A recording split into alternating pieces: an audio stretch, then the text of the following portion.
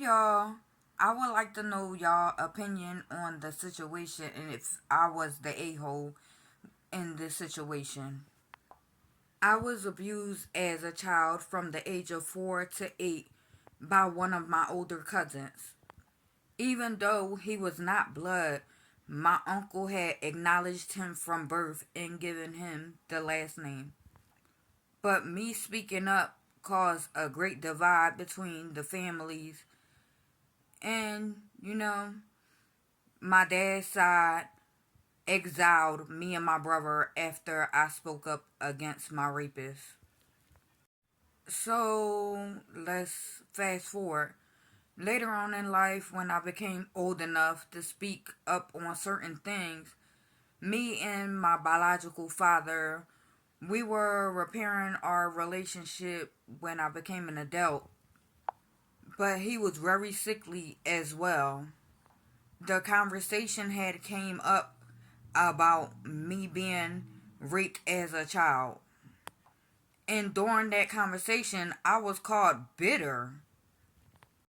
All because he felt like I wasn't able to forgive because I had stated the only way I will really let it go is if he admitted to everyone what he had did to me as a child and that I wasn't the liar that everybody was trying to make me out to be. And yes, even though we have mental health conditions that are hereditary, my mental health conditions were mainly triggered from me being raped as a child. I already felt like my biological dad and his side had already picked a side once I had spoken up. And for him to call me bitter, that was just further letting me know that what side you stayed on.